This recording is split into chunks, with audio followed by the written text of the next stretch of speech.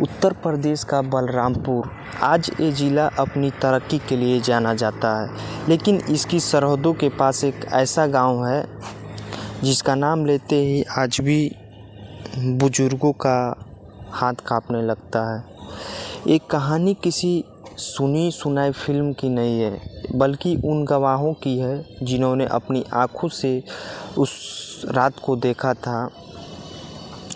ठीक आज से 60 साल पहले एक ऐसी शादी हुई थी जहां खुशियां सातवें आसमान पर थी।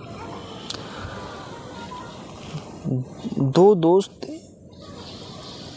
एक मंडप और दो डोलियां, लेकिन नियति को कुछ और ही मंजूर था।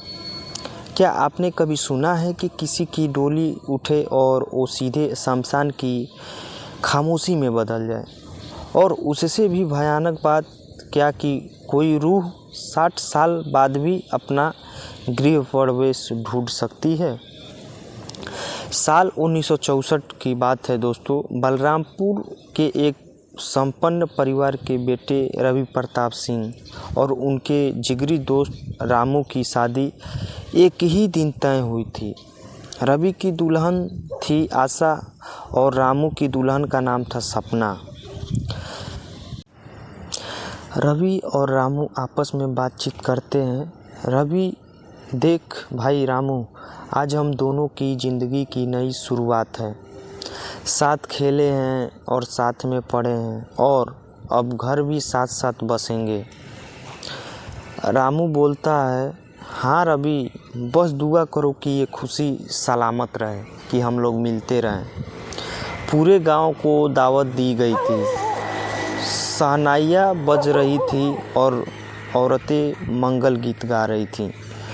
किसी को अंदाज़ा नहीं था कि इन गीतों की जगह जल्दी ही ऐसे चीखे लेने वाली है जो दशकों तक इस जंगल में गूंजेगी। शादी संपन्न हुई। शाम का वक्त था। उस दौर में पक्की सड़कें नहीं हुआ करती थी दोस्तों।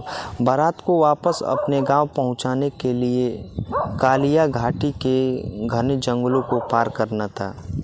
ये रास्ता संकरा था और एक तरफ गहरी खाई थी। पुराने लोग कहते हैं कि उस जंगल में शाम के बाद परिंदा भी पर नहीं मारता था।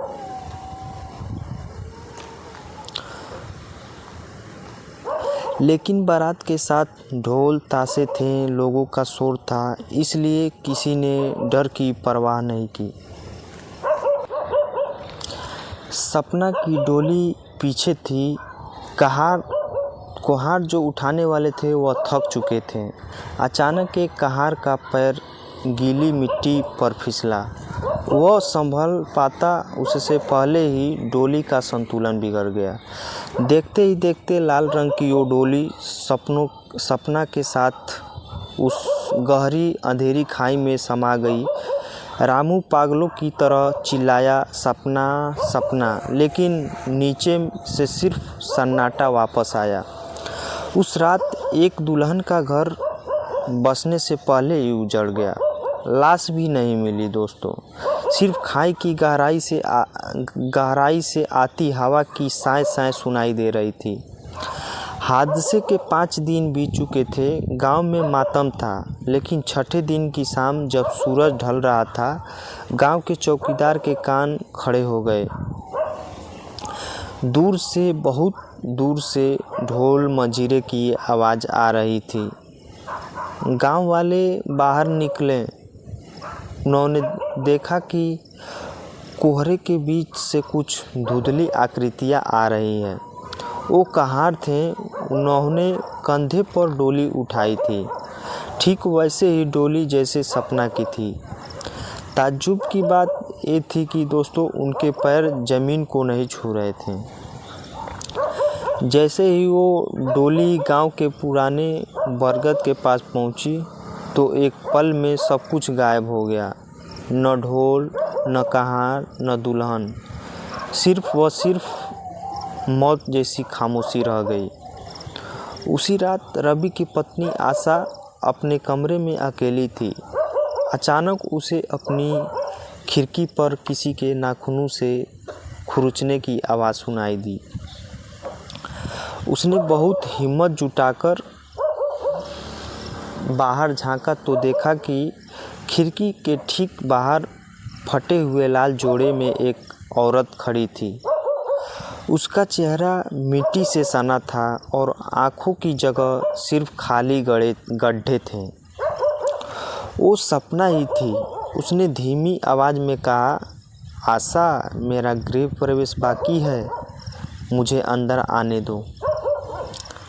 कहते हैं उस रात के बाद आशा कभी सामान्य नहीं हो पाई। और दोस्तों, आज भी बलरामपुर के उस गांव में अमावस्या की रात को ढोल की आवाज़ें सुनाई देती है। सब लोग अपने घरों के दरवाजे 7 बजे के बाद बंद कर देते हैं। क्या ये सिर्फ एक वहम है या फिर सपना की रूह आज भी उस खाई से निकलकर अपने अधूरे गृह प्रवेश का इंतज़ार कर रही है? आप क्या सोचते हैं दोस्तों? इसके बारे में कमेंट में ज़रूर बताएं कि क्या वो घटना घटा, वो घटना चाहिए था या नहीं, ऐसा गलत होना चाहिए? आप लोग कमेंट में ज़रूर बताएं। अगर आप लोग को वीडियो अच्छा लगे तो लाइक, चैनल को सब्सक्राइब ज़रूर कीजिएगा। मिलते हैं अगले वीडियो में, तब तक के लिए जय हिंद।